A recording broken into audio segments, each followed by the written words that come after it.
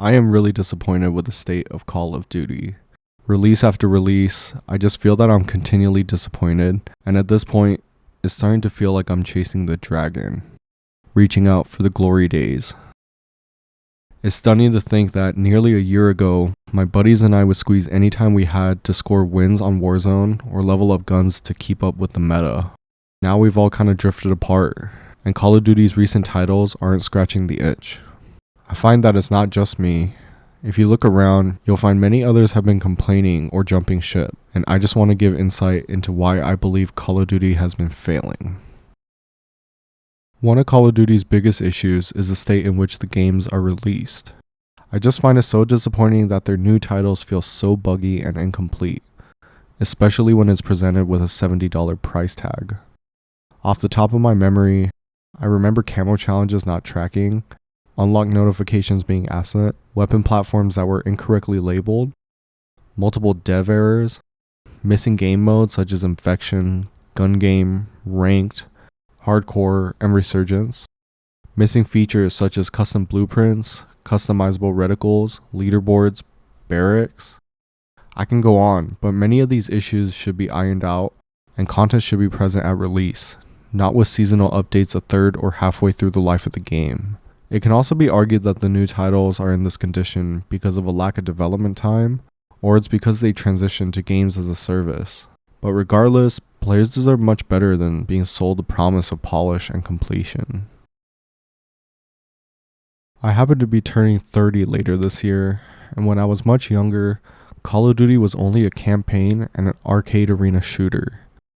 Nowadays, Call of Duty has made itself known in the battle royale and extraction shooter genre. I did happen to fall off Call of Duty a bit after Black Ops 2, but it wasn't until the pandemic lockdown that my fiance's family reeled me back into Call of Duty with Modern Warfare and Warzone. Initially, I was enamored with the ecosystem that Call of Duty was trying to create.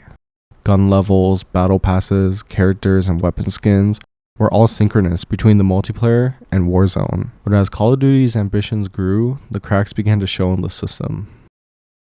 With the release of Cold War, then Vanguard, new maps and weapons would be introduced into Warzone, but at the cost of making previous games irrelevant due to shifts in the meta towards the newer games.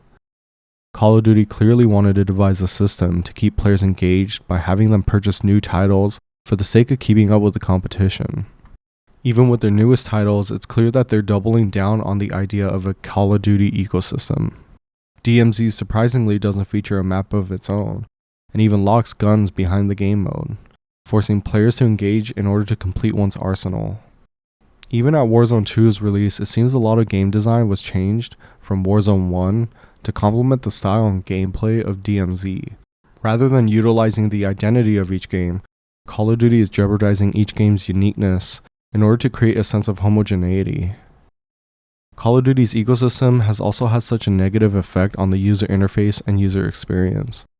During the Warzone 1 era, multiplayer and Warzone were launched as independent programs. But with the release of Warzone 2, I just find myself bombarded with game modes, daily news, and microtransactions, all trying to grab my attention while I sift through trying to get to the game of my choice. Call of Duty's ecosystem has become so bloated, disorganized, and overall just doesn't have anyone's best interest in mind. While microtransactions aren't anything new in the gaming space, it seems that Call of Duty has become over-reliant on the business model. I, like many other players, have noticed that weapon balancing, new weapons, and new operators are often held for the season update in order to help boost the sale of new bundles and battle passes. While I find Call of Duty's Battle Pass to be one of the less predatory forms of microtransaction, as weapons are obtainable for free in the later tiers of the Battle Pass, they've decided to introduce Black Cell, a new cash-only option which offers tier skips, giving purchasers an advantage in obtaining new weapons much earlier than others. This isn't the first time Call of Duty has used microtransactions to give players a slight advantage. I mean, who could forget the Rose skin that was left untouched for over a year? To my surprise, Call of Duty has pushed even further with their new DMZ bundles, which offer purchasers in-game perks and items which are explicitly pay to win.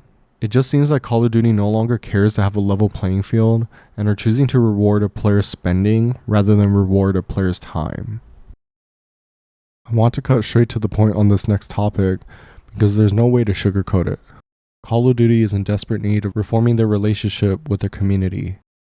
I think it's quite telling that the community's support is lacking when content creators are no longer making videos, professionals are pursuing different games, and Reddit posts have more complaints than they do content.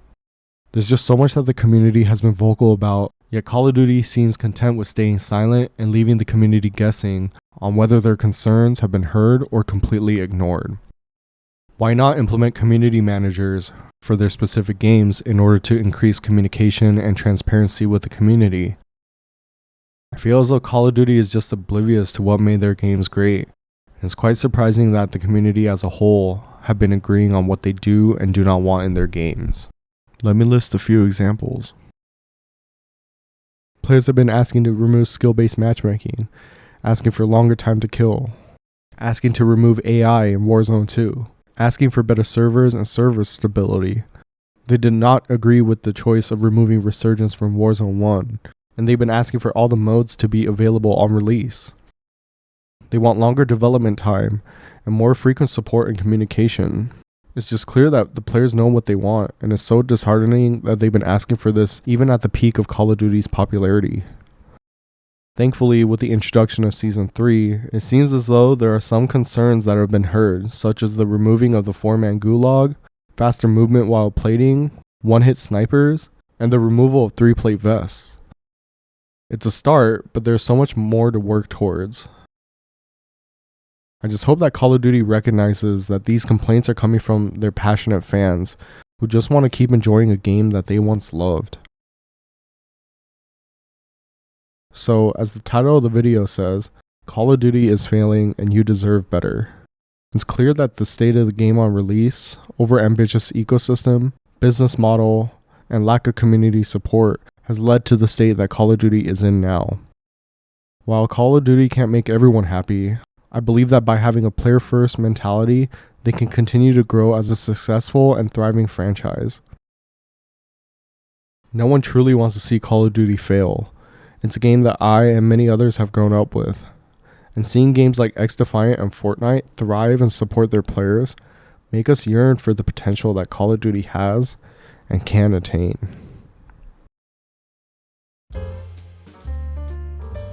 Thanks for reaching the end of my video.